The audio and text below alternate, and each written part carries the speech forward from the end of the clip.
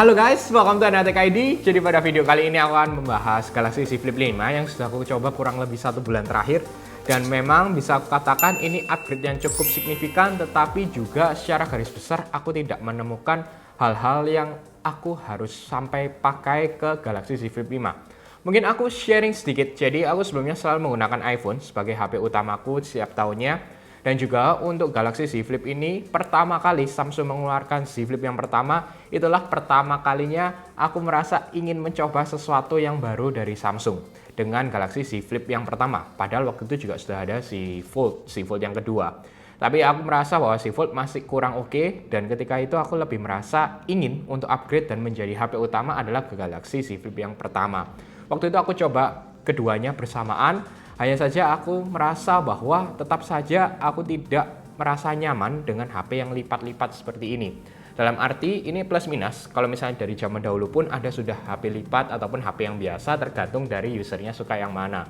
Secara garis besar memang ini akan membantu untuk mengurangi volume. Dalam arti kalau misalnya di dalam kantong kerasa lebih kecil aja karena bisa dilipat. Tahun demi tahun mereka terus upgrade. Aku juga sudah mencoba dari Z Flip 1, Z Flip 2, Z Flip 3 dan akhirnya sekarang ke Z Flip 5. Overall tetap saja untuk HP utama aku tidak bisa menerima. Dalam arti aku kurang suka aja dengan Z Flip. Tetap aku lebih suka ke HP normal, misalnya dengan Samsung Galaxy S23 Ultra ataupun ke iPhone yang aku selalu gunakan tiap tahunnya. Sekarang balik lagi ke Galaxy Z Flip 5. Yang aku rasakan dibandingkan dengan Galaxy Z Flip 4 sebelumnya, pastinya outer display yang lebih besar dengan 3,4 inch. Overall aku juga sudah coba menggunakan Good Lock.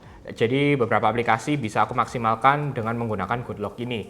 Hanya saja aku tetap merasa ya ini sangat kecil, jadi otomatis experience kalian ya secara ala kadarnya. Otomatis aku juga kurang nyaman menggunakan display yang kecil ini. Jadi otomatis aku akan lebih sering tetap membuka. Hanya saja ini nilai plus notifikasi lebih jelas, banyak widget juga yang terus akan ditambahkan oleh Samsung. Walaupun tidak menggunakan app seperti Good Lock, kita akan menunggu dari third party developer untuk memaksimalkan outer display-nya. Tapi secara garis besar experience-nya akan jauh lebih baik jika kalian bandingkan dengan Z Flip sebelumnya.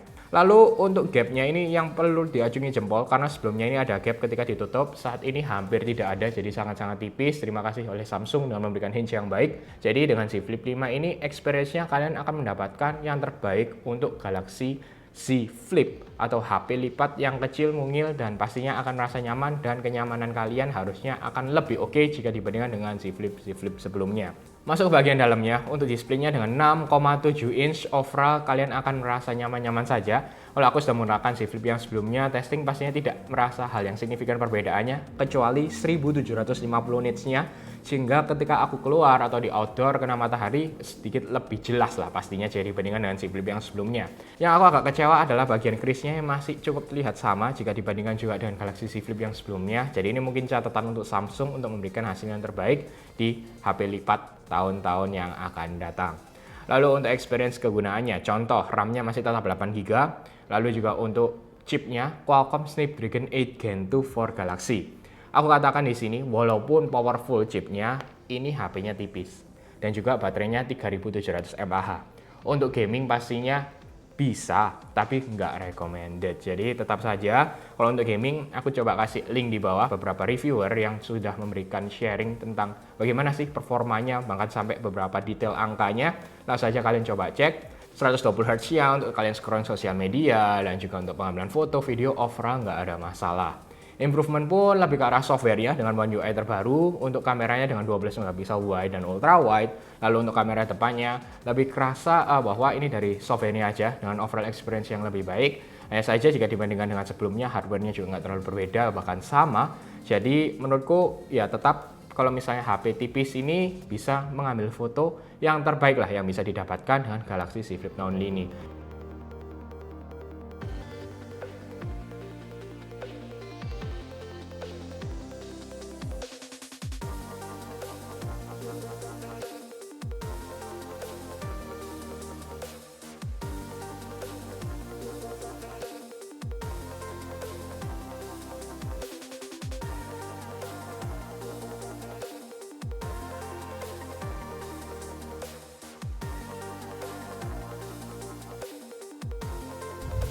Halo guys, ini langsung dari Z Flip 5 dan maksimalnya bisa di Ultra HD 60 fps. Ini aku coba di 30 fps di Z Flip 5.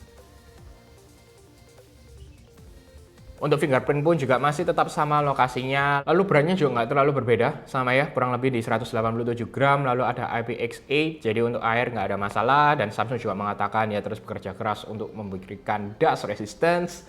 Kita juga akan menunggu hal itu, tapi secara garis besar sih aku nggak ada masalah. Untuk si Flip 4 ku juga sudah digunakan kurang lebih 1 tahun dari salah satu keluargaku, dan overall nggak ada kerusakan yang signifikan ya. Dalam arti biasanya yang akan agak kerusak adalah bagian lipatannya ini, screen guardnya sih tepatnya agak kebuka. Selain itu nggak masalah, dalam arti untuk screen guard pun bisa kalian lepas dan bisa kalian pasang lagi, tapi pastinya aku lebih sarankan ke yang benar-benar mengerti bisa mengganti screen guardnya karena sangat fragile banget ya, jadi perlu hati-hati di Galaxy Z Flip 5 tahun ini.